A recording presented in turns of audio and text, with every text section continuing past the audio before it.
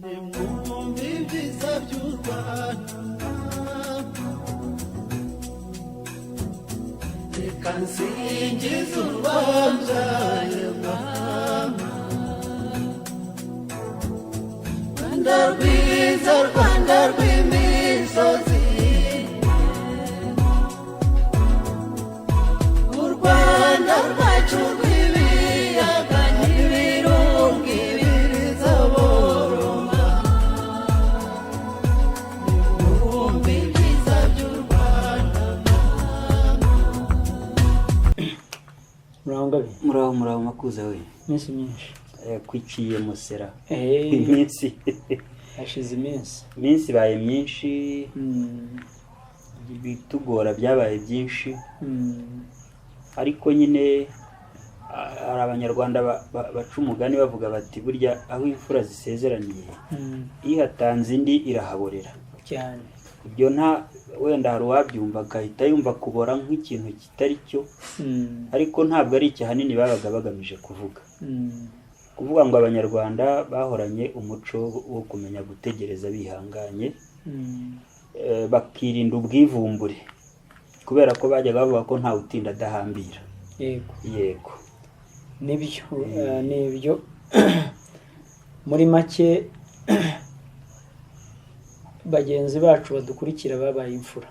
Yego barategereje ariko bihanganye, natwe tuba dutinda duhambira. ibyo muri iki gihe nta nubwo biba byoroshye rero. Yego urabona ko kugira ngo ibintu bitabaye kwica isezerano, ariko kugira ngo umuntu uba ufite byinshi ku isahane, akenshi abongereza bakoresha ijambo nk'iryo, ufite byinshi ku isahane ugomba gukora biriya na biriya, no kugira ngo tuganirire abantu bishoboke, abantu bakwiye kumenya uburyo biba byanyuze mu nzira nazo zigoye.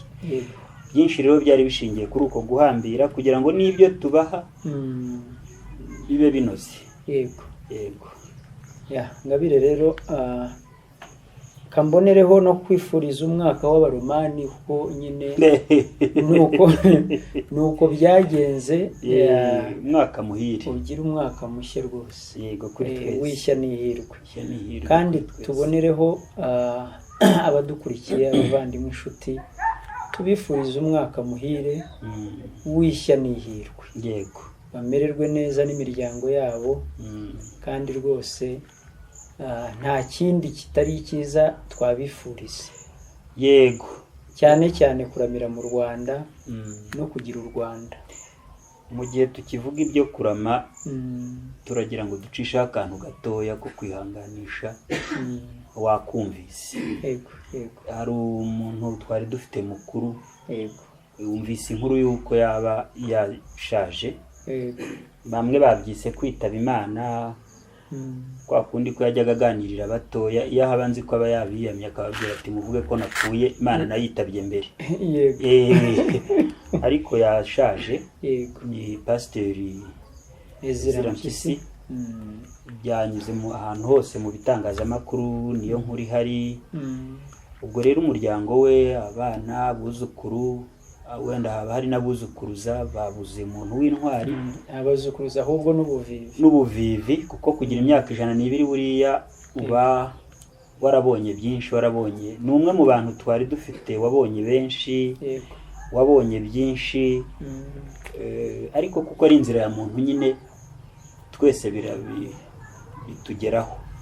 Ikindi wenda kinejeje Ngabire, nkatwe turi muri uru rugendo rwo kunagura ibyacu, gakondo yacu, umuco, kimwe mu byanejeje mu misazire, mu mikurire ya Mpyisi, yagiye abona ko hari ibyacu byateshejwe agaciro byari bikwiye kukagira.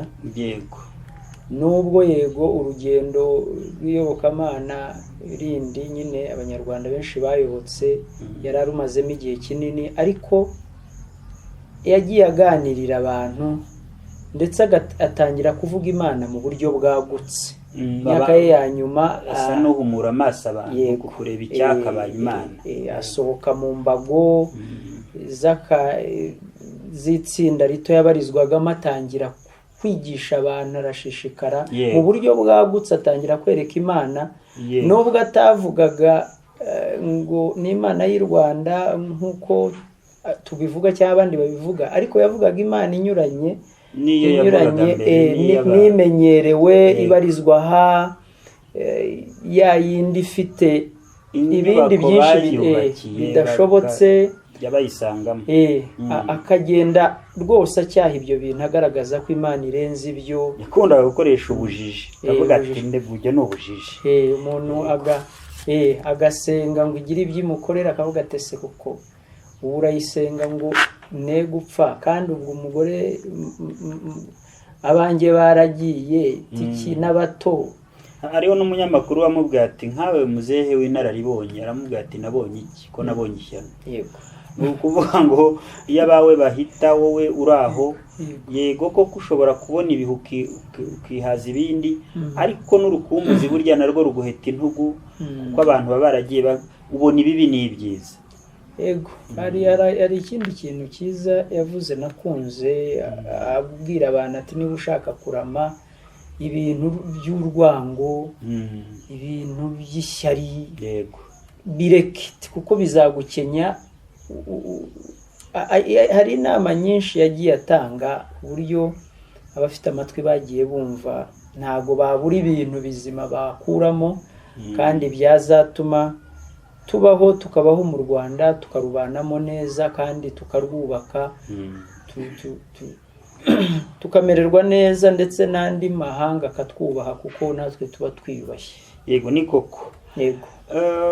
Kari akantu nagira ngo tunyuzeho twe ku nibyo shoka tujya mu bindi tutabanje kuvuga ikintu cyabaye kandi gihagaritse umutima, cyashikuye umutima, kandi birumvikana. Enga noneho dutangire mu buryo busanzwe. Yego. Duhereye ku gusuhuza abantu badukurikira, abantu bakurikira ikiganiro Nkurangira Iwacu, baba kuri uru ruganiriro mu mpande zose z'igihugu, yaba intara ndetse n'umujyi wa Kigali. Tubabwire tuti muraho. Yego, muraho, tubifurije kugira umwaka mushya muhire, umwaka w'ishya, umwaka w'uburumbuke, umwaka wo gutekereza neza biruseho, by'umwihariko umwaka wo kunagura ubunyarwanda muri mwe. Yego. Ku bijyanye n'indamukanyo ndumva ari icyo navuga. Numva ari icyo Ngabire. Turabaramukije, kandi kubashimira byo duhora tubivuga, kandi ni ibyabo barigirira. Uyu mwaka tuwufatanye nyine nk'uko Ngabire bivuga, dushishikarije bagenzi bacu kugaruka kuri gakondo, kuko gakondo ni itugize. Amaraso adutembamo, abo turi bo, ururimi tuvuga, n'ibindi byinshi twibonaho, burya ni uruhererekane rw'abacu n'ibyacu imyaka ibihumbi. Ni ukuvuga rero ngo yego, Ngabire, nyuma yo kumara ni iki kitugaruye? Ibyo nari ngiye kubwira abadukurikiye. Ni ukuvuga ngo uwadukurikiye twamwibutsaga ko dusoje igihembwe cya kabiri cyavugaga ahanini ku bijyanye n'imbehe gakondo, ndetse nk'uko twari twarabibasezeranije mbere, twasoje icyo gihembwe dusohora n'inyandiko ikubiyemo byinshi ku byo tuvuga ku mbehe gakondo, twerekana ko yari umurage w'ubuzima, kandi abantu bakwiriye kureka iyo mbehe ikongera ikagaruka kuko ibakumbuye. Irabakumbuye, ariko nabo nibarambura ibiganza bagira ngo bakoreho, bazasanga nabo bari bayikumbuye, kuko bazumva ubuzima bwabo butangiye nanone kurasa uruti, abaye bazima. Ubu rero tuje mu gihembwe gishya, aricyo gihembwe cya gatatu. Katwanzike. Yego. Abavandimwe rero, nshuti mudukurikiye, muri iki gihembwe cya gatatu kizafata cyane cyane Gashyantare ndetse na Werurwe, twabateguriye kuganira ku mugore i Rwanda. Yego. Umugore w'i Rwanda, kugira ngo tumubaganirire. Yari muntu ki? Yari ahagaze mu wuhe mwanya? Kuko izi nsanganyamatsiko zose dutoranya tuba twazitekerejeho, tukabona zikwiye kunagurwa kugira ngo abantu babyumve neza bityo bihindure imibereho yacu y'uyu munsi. ahanini wenda nasa nk'ubwira abadukurikiye ko impamvu y'imbaturantecyerezo ku gihereranye no kuvuga ku mugore mu Rwanda cyangwa i Rwanda, tumaze igihe mu gihugu cyacu bimakaje ikijyanye n'ihame ry'ubwuzuzanye. Yego. Reka nkoresha iryo jambo ubwuzuzanye. Ndetse hakaba n'abantu batari n'abanyarwanda rimwe na rimwe babumva bakabaye abarimu babyo kuri twe, bakumva batwigisha uko umugore yakwisanga mu mpugu dutuyemo, abantu umwanya yahabwa mu bikorwa mu buzima rusange bw'igihugu, bakabihindukira abarimu bagashaka kubitwigisha. Ariko twebwe twahereyeho tugira ngo tubwire abanyarwanda mbese umugore mu Rwanda ubusanzwe mbere hose yahabwaga uwuhe mwanya, ese ubu ngubu afite uwuhe, ese akwiye uwuhe? Babire nkunganiye. Yego. Hari ibiganiro tuba turimo cyane cyane wenda mu mirimo isanzwe y'iterambere, kumva umuntu aravuze ati impamvu umugore adafite agaciro cyangwa adahabwa umwanya akwiye, kumva umuntu aravuze ati ni umuco. Yego. Ati imwe mu mbogamizi dufite ni umuco.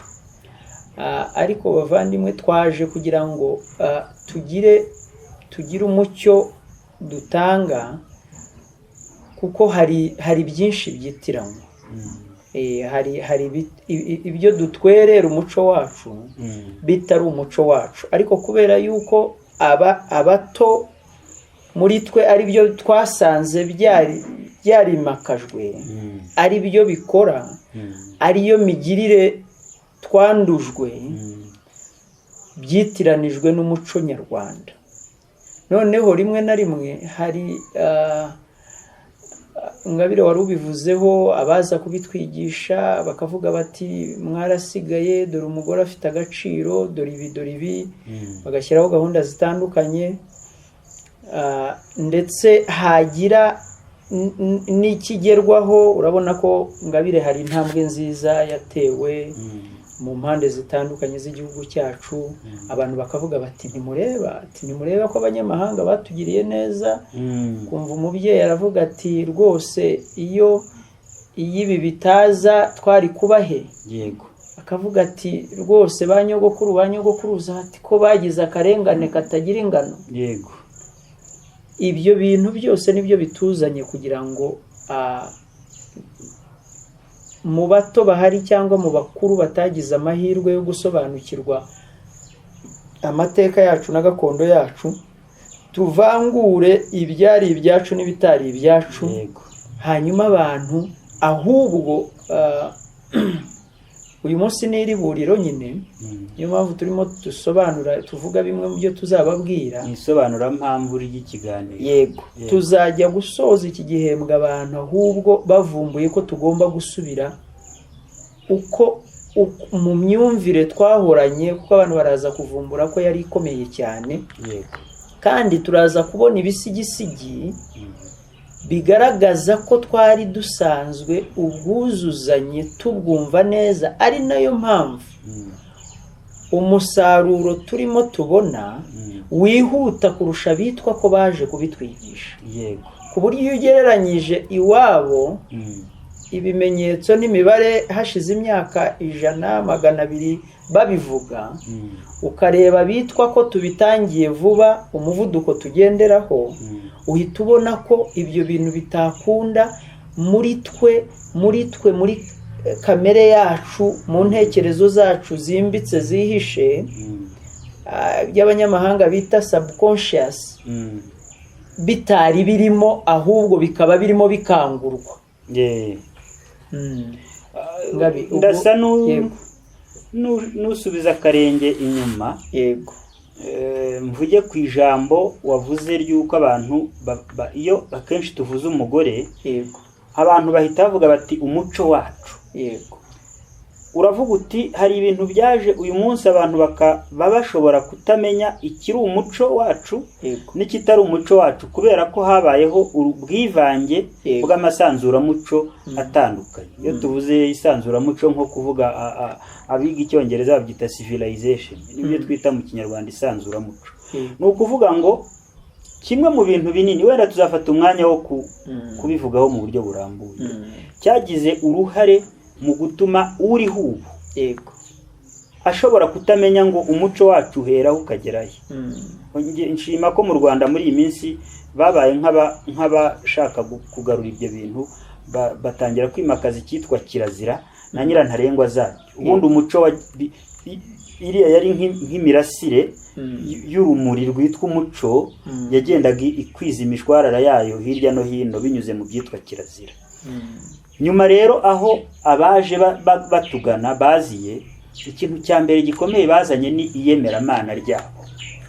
Iyemeramana ryabo ntiryaje rizanye Imana, kuko Imana hano yari hasanzwe, ahubwo ryaje rizanye Imana yabo ishingiye ku kwemera kwabo n'imyemerere yabo n'umuco wabo n'umugore azamo.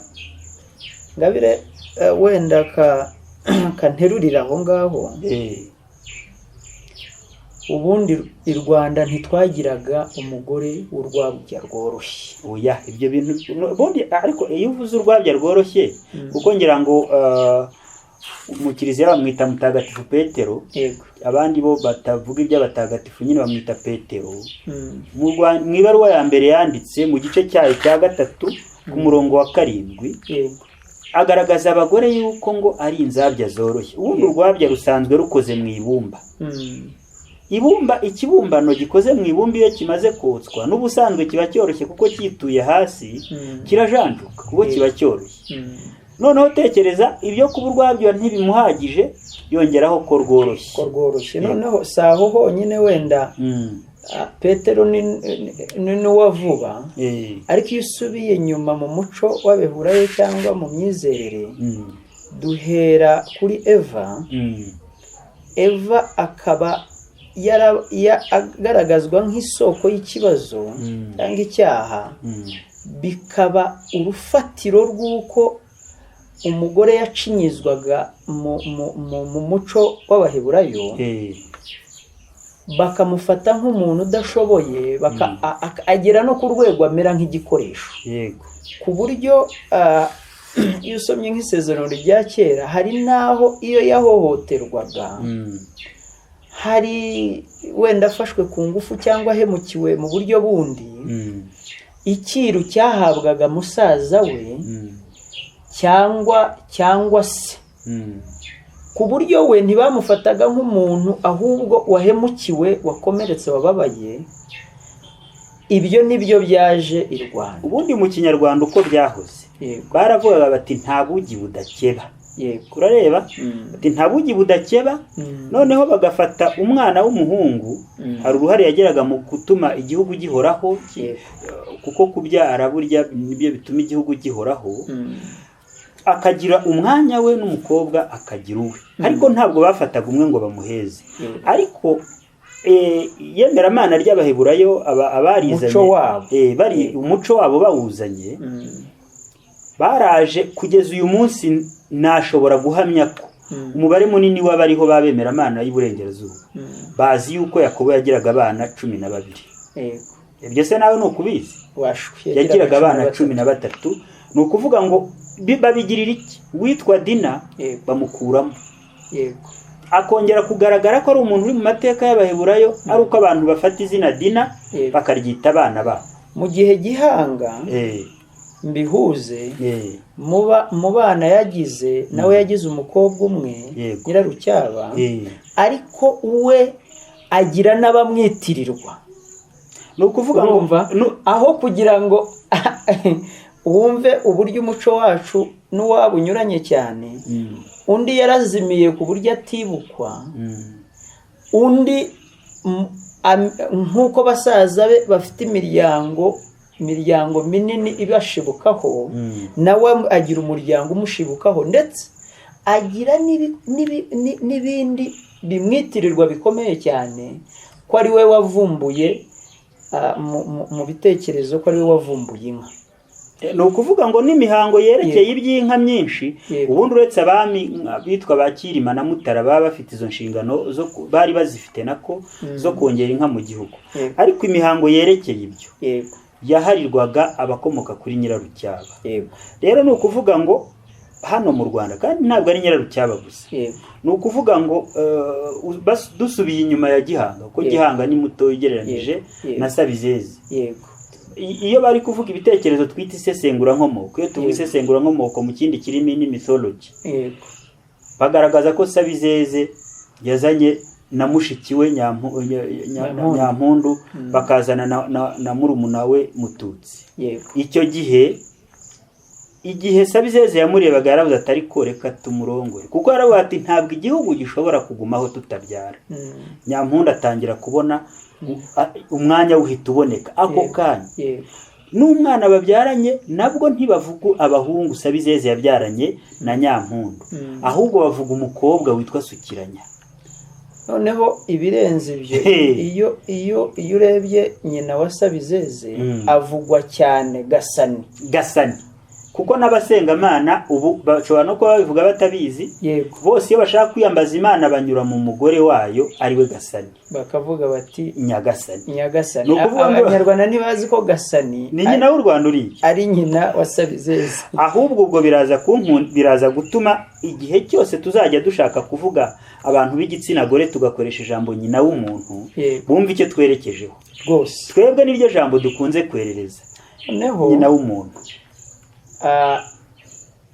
Ibi byose icyo turimo kubwira abantu, ibi byose tubona bigaragara, izi ngeso mbi abantu badukanye, ugasanga abagabo bumva ko umugore nta gaciro afite, ndetse yakabaye kuba atagira n'ijambo.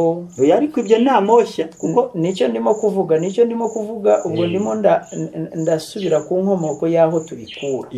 Ibyo bintu tugomba gutandukanya u Rwanda mbere y'ubukoroni n'amadini na hanyuma yaho. Ubu byarivanze ku buryo umuntu areba imikorere y'ibintu akagira ngo ni iby'i Rwanda kandi ari ico ryaje mu muco w'u Rwanda. Ako kantu k'ico ndagakunze. Umuco wacu waje mu ico naho ryaba rito buriya. Enga dufata isazi imwe rukumbi. Oya ni ryinshi noneho byo isazi ntabwo byumviye. Noneho kugira ngo wumve aho babikomora rero, hambere aha hari umugore tuziranye utuye hakurya hariya ku Murindi wa Kanombe, yashyize kuri hariya bashyira kuri WhatsApp bagashyiraho ibintu ngo umuntu aze kubirora. Noneho mbiroye nsanga yashyizeho umupasitorikazi ubwiriza iby'ubwemeramana. Nuko ndamubwira ntariko muri iyi minsi urimo uragenda ugira amavuta, kuko nubwo bariho ubu b'abapasitori niko babyita. Indi kuko mba mbona ushaka kumbana umupasitori. Arambwira ati ubonye byakunze. Ndamubwira nti n'ubu umupasitori ariko ubwo uzajya ubwiriza ariko utifashishije Bibiliya. Indi kuko Bibiliya nimba hari igitabo kitababonamo agaciro, ba nyiracyo umuco wabo utababonamo agaciro ni kiriya. Mu ingero rero hari ibaruwa Mutagatifu Pawulo yandikiye Abanyakorinti ku mutwe wa 14 cyangwa igice cya 14 uhereye ku murongo wa 34. Aravuga ati n'abagore nuko ndashaka ko bacecekera mu materaniro, ati kuko biteye isoni ko umugore avuga. Urumva? Ati nibashaka no kugira ikintu biga babariza bagabimuhira. Ati kandi nihashaka no kujya impaka kuri ibi amenye ko ari itegeko ry'umwami wacu. Uko kwivanga rero kuri hehe uyu munsi n'abapasitori barahari, ariko bakabwiriza bafite Bibiliya itabemerera kuvugira mu bantu. Ibyo ntibyahozemo. Rero icyo dushaka kubwira cyangwa icyo tuzabaganirira, ku buryo iyo urebye mu mico y'abandi usanga kubona umugore aho afite ijambo cyangwa aho agaciro ko kagaragara ari ibintu byo gushakisha rwose ugashyiramo imbaraga. Ukagwa kuri Ahabiyo, ukagwa kuri Mariya, ukagwa, ariko ukabona ni ibintu byazaga bimeze nk'ibitunguranye cyangwa bahatiwe. Ariko bavandimwe ntabwo ari uko byari bimeze i Rwanda. Tuzareba mu myubakire yose y'Abanyarwanda uko agaciro abashiki bacu, ababyeyi bacu bari bafite, kugira ngo twe kwirukanka amahanga yose dushaka ingero twigirayo ngo zo kubaha agaciro, ahubwo dusubire muri gakondo tuvome ku isoko nyayo, hanyuma ubwuzuzanye bugaruke kandi butworohere gushyira mu ngiro, mbese tunaguke, duhembuke, dukire, noneho binatworohere kuko turasanga uburyo bwo gushyira mu bikorwa uko byagendaga bitagoranye. Kwigana ibyawe wahoranye ntago bigoranye kurusha kwigana umunyamahanga. ni ukuvuga ngo uwo munyamahanga waje afite umuco we wo gufata abantu b'ingirakamaro akabatesha agaciro, tumutekereze mu buryo bushingiye ku muco, tumutekereze mu buryo budushyigikira, kuko ni ukuvuga ngo nubwo yaje akerekana ko umugore nta gaciro afite, uwacu wa hano yaraje yerekana, amufata mu ishusho y'uw'iwabo, urareba, ariko bitari ibyo gusa, yangiza intekerezo z'abacu, kuko hari urugero nkunda gufata rw'ukuntu yangije intekerezo z'abantu. Afata akameze nk'urumuri agatunga ku kuntu abanyarwanda bajyaga bareba umugore witwaye nabi, umukobwa wasambanye, urareba, agatwara inda ya mbere yo gushaka, noneho abanyarwanda bakerekana ko batubahirizaga uburenganzira bwa muntu kuko bamujyanaga kumwohera. Nifuza ko abanyarwanda bareba ijisho, batunga ijisho ku kamaro k'umugore bagendeye kuri icyo kintu nyamuzavubu yatuzanye. Kari hehe? Ni ukuvuga ngo abanyarwanda barengaga ku rwego rw'imirimo isanzwe umugore abashije, bakanareba ko igihugu gishobora kwangirika bitewe gusa n'umugore. Reba ku kantu makuza, sinzi ukuntu abantu babyumva ibyo bintu. Harimo icyo twakwita nk'inyurabwenge, filozofi, niko bamwe babyita, kuba abanyarwanda baravugaga bati ubw'imvura ibuze nyina w'umuntu yangiritse. Sinzi ko uri kumva umwanya afite. Oya, ni ibintu ni ukuvuga ko yari umugore w'iwacu, ubwo uranshakira ikinyarwanda cyiza, yari sacré. Oya, yari atagatifuje, yari mutagatifu. Yari umutagatifu ku buryo igihugu cyose nk'uko tuzabibasobanurira, ahantu hakomeye hose iyo hahagararaga nyina w'umuntu, yabaga biri bukunde. Ni ukuvuga ngo igihugu cyahengamye. Dufite amateka y'igihe igihugu cyaberamaga bitewe n'ibyabaye nk'amacwa. Inshuro zose abazabikenera wenda birenze ibyo tuvugira kuri Nkurangira iwacu bazaduhamagara kuko nimero ziriho. Ni ukuvuga ngo Cyamatara atsindwa kugira ngo igihugu kibogoke, bakibogoje Nyirarumaga. Abanyoro batera kugira ngo igihugu kibogoke, byasabye yuko indagu zeza Nyanguge kugira ngo abe ari umugabo w'igitero. Icyo gihe mu mitsindo hari harimo umukobwa w'impenebero, urabyibuka. Ni ukuvuga ngo igihe u Rwanda rwabonaga igicuku cyabuditse, umugore niwe wabaga ari umuvuno wa nyuma. Oya, abantu tuzabibagiramo mu buryo bwimbitse, ku buryo umwanya byafataga abatekereza b'igihugu batekereza uzongera kuba nyina w'igihugu, umugabekazi, byafataga igihe kinini cyane, batagombye no gutekereza uwo azabyara, ahubwo uwo uzamubyara yatumaga abantu bicara bagatekereza, kubera yuko ntiyagombaga kumubyara gusa, ahubwo yagombaga kuba abyitaga kwambarira igihugu igisingo. Ni ukuvuga ngo abantu babiri nibo bambaraga igisingo. Ngira ngo agatabo tuzasohora kajyanye n'iki kiganiro kazabibabwira, kajyanye n'urubohero n'ishuri rya nyina w'umuntu mu Rwanda. Ni ukuvuga ngo igihugu cyambarirwaga igisingo n'abantu babiri, umwe akaba umugabo, undi akaba umugore cyane. Noneho ariko wenda Ngabire uku kwari kureshya abadukurikiye, kugira ngo bumve ko tugiye kuganira insanganyamatsiko iremereye kandi twifuza ko bayikurikira. Hanyuma rero kubera yuko ibi byose tuzagenda tubirambura, tubarangira nyina w'umuntu mu nzego zitandukanye z'igihugu, tuzagenda tubigeraho, hanyuma tugere naho nyine bipfiriye, abantu hari imigani myinshi uyu munsi ngabira abantu baca ya vuba yahimbwe mu kwangirika bishingiye kuri ryacu ryatugiye rwose ku buryo umuntu iyo abyumvise ukiri muto ntabwo abantu babasha bamenya ko ibyo rwose ari ibyadutse nyuma bitari ibyina. noneho ariko mu gihe yego kubera ko ari iburiro nyine ndatekereza ko tutari bufate igihe kinini cyane, ariko ntabwo nifuza ko nanone dusoza tutagiye mu njyana y'icyo twerekejeho muri iyi ntangiriro ya Gashyantare. ni ukuvuga ngo itariki ya mbere y'ukwezi kwa Gashyantare ubundi yitwa umunsi w'intwari mu Rwanda cyane. none twe twatangiye igihembwe kivuga kuri nyina w'umuntu mu Rwanda. ntabwo ari iki kiganiro cyanaziye kugira ngo duse n'abagamburuza abantu banditse gusa amateka abogamye bakavuga gusa ku bagabo, ibigwi by'abagore yego ntibabambitse umudende ariko barwanye mu buryo bwabo kandi bituma igihugu kiramuka. ndifuza ko tuvuga ku ntwari nibura nk'ebyiri zagaragaye mu mateka y'u Rwanda, yigiye inyuma ho gatoya kugira ngo mu gihe turi mu cyumweru cy'ubutwari mu gihugu abo bagore nabo tube tubazirikanye. yego nibyo ngabire birakwiye ko twifatanya n'abandi kwizihiza intwari.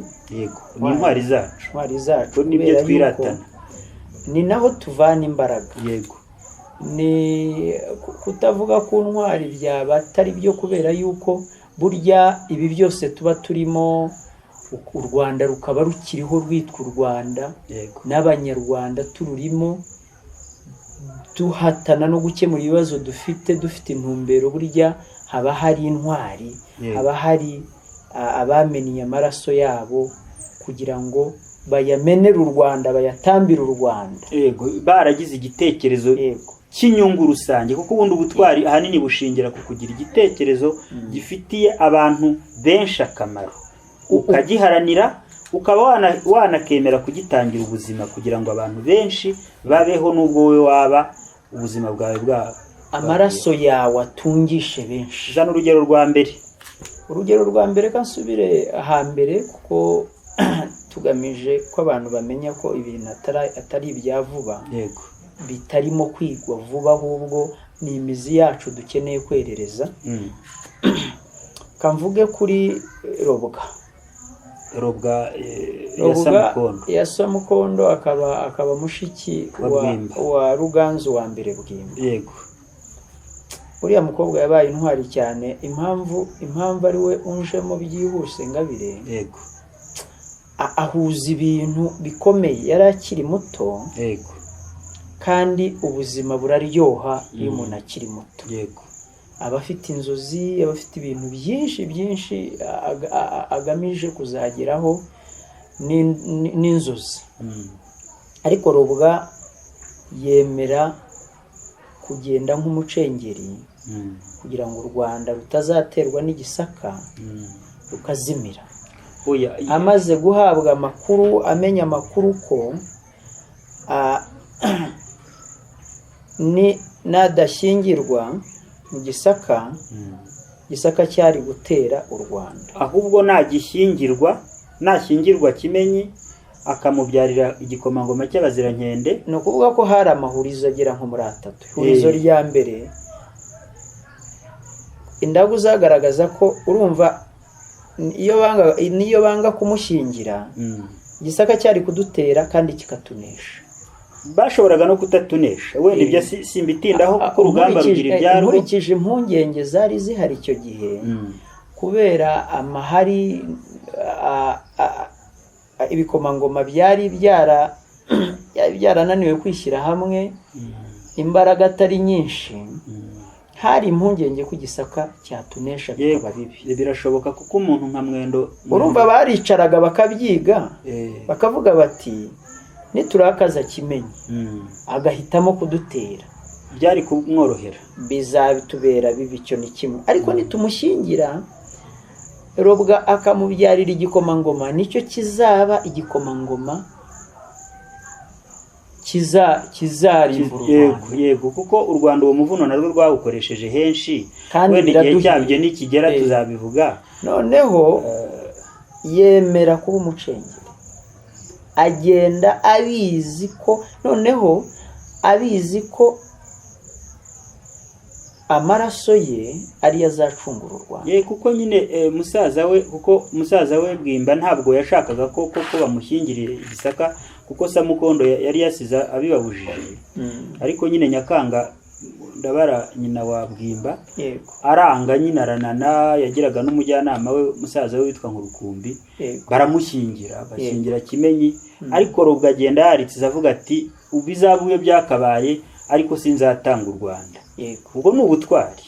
Ubwo ni ubutwari twavuga kuri Robwa. Kandi noneho ibyo bintu bikaba byaragize akamaro kuko u Rwanda nyine rutazimiye.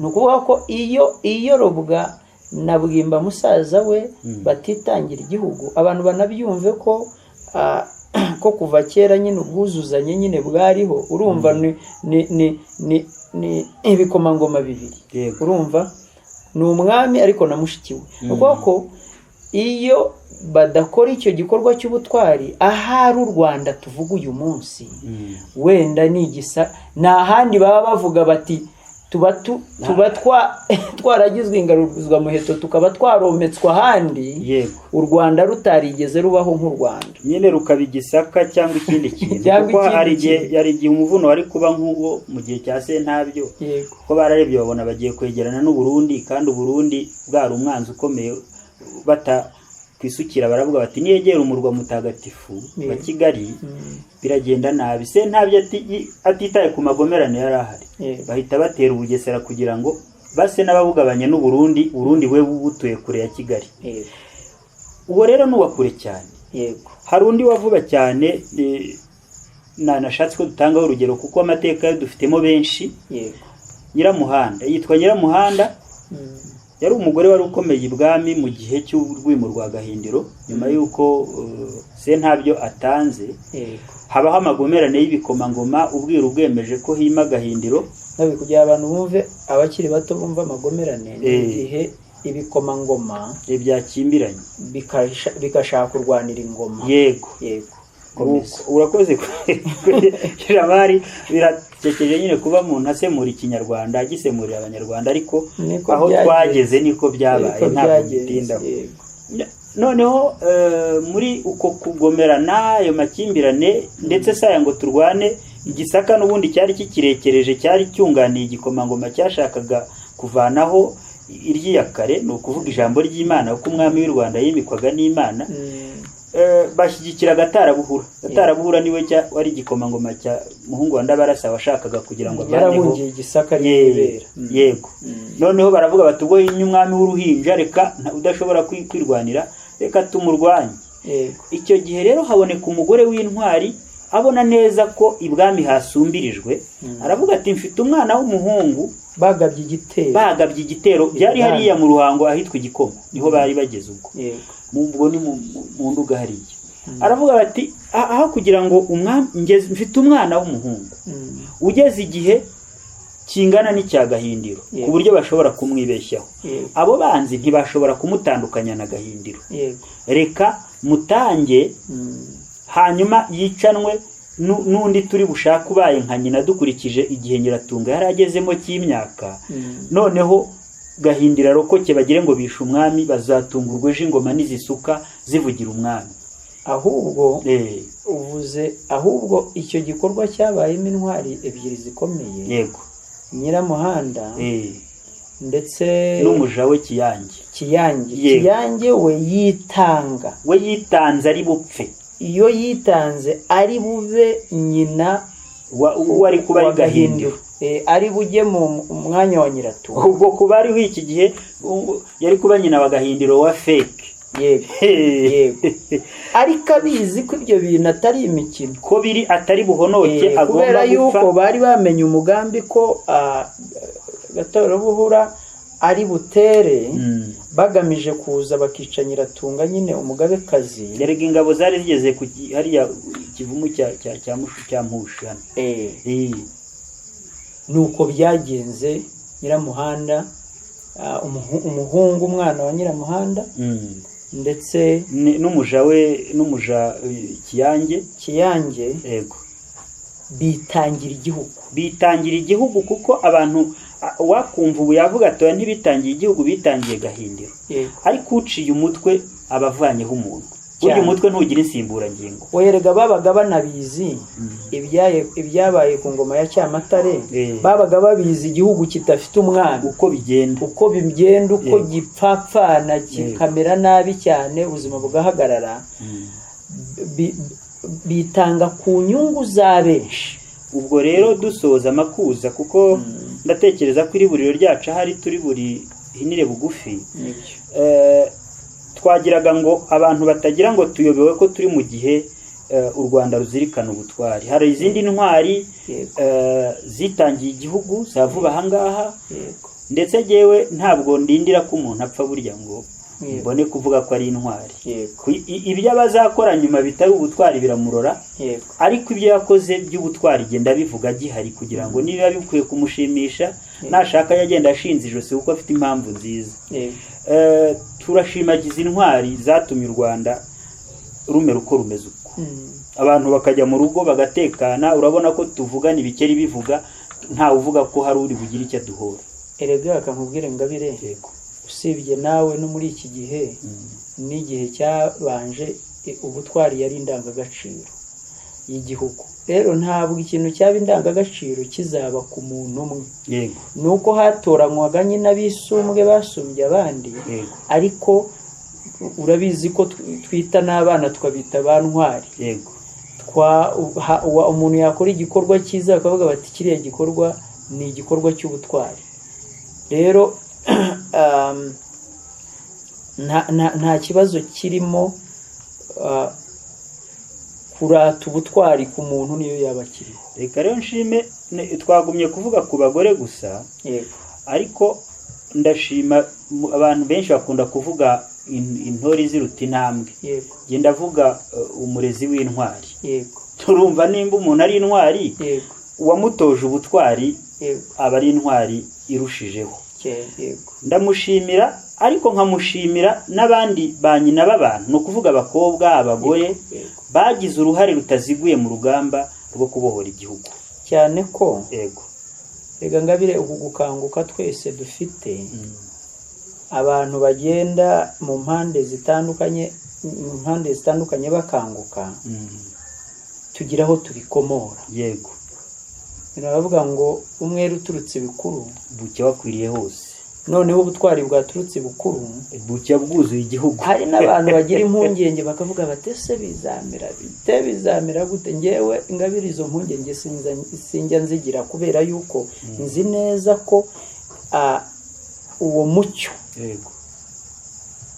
ukwira kandi ugeze kure, ukwira mu Banyarwanda, ndetse natwe turimo. Ni mu turora aho tuvugira hase. Reka rero ubwo twari duhereye ku murezi w'intwari, tuvuga abakobwa tutavuze mu mazina yabo, ariko barahari. Hari n'izindi ntwari zavuzwe zo n'amazina bazishyize mu nzego zazo. Iz'abagabo ntitutazivuga, abantu batwihanganire, nyine turi kuvuga ku bagore.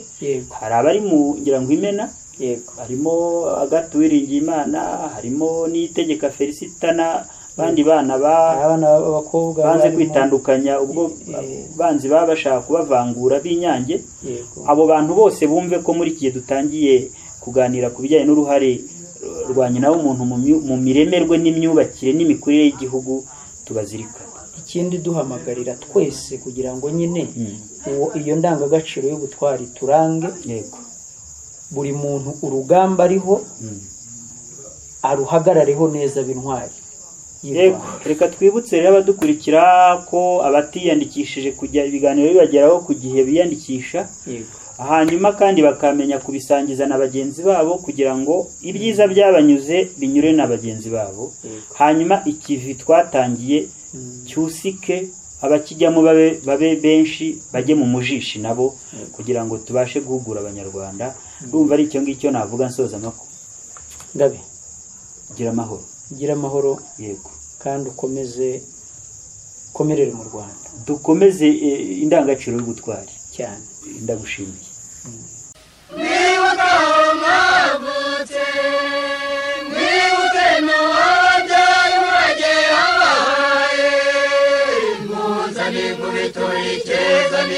ry'amarere twitabira